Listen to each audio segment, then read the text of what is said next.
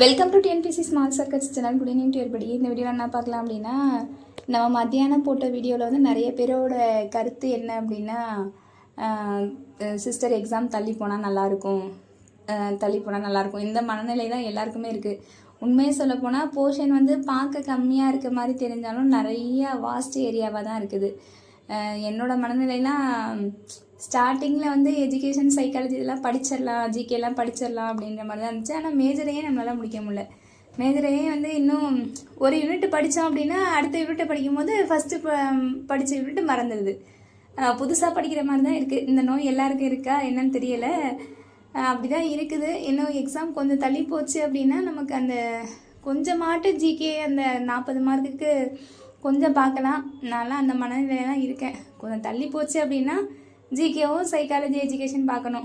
இல்லை தள்ளி போகலை அப்படின்னா மேஜரை மட்டும் அப்படியே கஷ்டப்பட்டு எப்படியாவது பார்க்க வேண்டியதான். வேறு அதுவும் இங்கிலீஷ் மேஜர்லாம் கேட்கவே வேண்டாம். அந்த 9th unit 10th unit 8th யூனிட்லேருந்தே கொடூரம் ஸ்டார்ட் ஆயிரும். கொடூரத்தோட உச்சம் 8th unit 9th unit 10th unit தான்.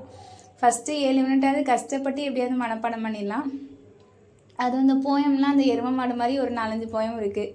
அந்த போயம்லாம் எப்போ முடிக்க என்ன பண்ணணும்னு ஒன்றும் தெரியலை.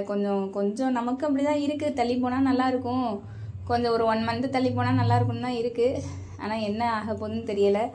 ஏன்னா வந்து நமக்கு வந்து எப்படி சொல்லியிருக்காங்க அப்படின்னா, அக்டோபர் 12ஆம் தேதி நடைபெறும் முதுகலை ஆசிரியர் பதவிக்கான தேர்வை தள்ளி வைக்க கோரி வழக்கு போட்டதில் வந்து புதிய பாடத்திட்டம் சேர்க்கப்பட்டு உள்ளதால் தேர்வுக்கு தயாராக அவகாசம் வேண்டும் என மனு கொடுத்துருக்காங்க.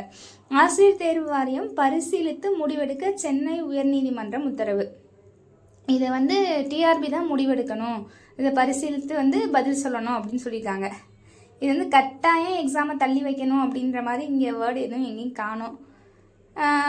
ஆனால் நமக்கு காலையில் வந்த நியூஸ் வந்து டேட்டை வந்து மாற்றணும் அப்படி சொன்னாங்கன்ற மாதிரி வாய்வழி செய்தி. அது வந்து ஒரு என்ன சொல்ல, நம்மளாம் டைப் பண்ணி போடுவோம்ல வாட்ஸ்அப்பில், அந்த மாதிரி டைப் பண்ணி போட்ட ஃபார்வர்ட் மெசேஜ் தான் வந்துச்சு. அதை பார்த்துட்டு கொஞ்சம் சரி கொஞ்சோண்டு தள்ளி போனால் கூட நல்லா இருக்குமே, எக்ஸ்ட்ரா தள்ளி போகிற டைமில் நம்ம ஜிகேவும் எஜுகேஷனையும் பார்த்துடலாம், கொஞ்சமாட்டு பார்த்துட்டு போகலாம் அப்படின்னு தோணுச்சு. ஆனால் இந்த நம்ம தந்தி சேனலில் போட்ட இதை பார்க்கும்போது ஆசிரியர் தேர்வு வாரியம் பரிசீலித்து முடிவெடுக்க வேண்டியதை வந்து கன்சிடர் பண்ணணும் அப்படின்னு சொல்லிட்டு ஹைகோர்ட் சொல்லியிருக்காங்க. அவங்க பதிலுக்கு என்ன சொல்ல போகிறாங்கன்றது தெரியலை. சரி பார்க்கலாம், பொறுத்திருந்து பார்க்கலாம். தள்ளி போனால் நல்லது, தள்ளி போகலைனாலும் நல்லது. 2 மனநிலையும் நம்ம இருந்துக்க வேண்டியதான். ஏன்னா தள்ளி போகணும்னு நினச்சிட்டே இருந்தோம்னா இருக்க டைமை நம்ம வேஸ்ட் பண்ணுவோம்.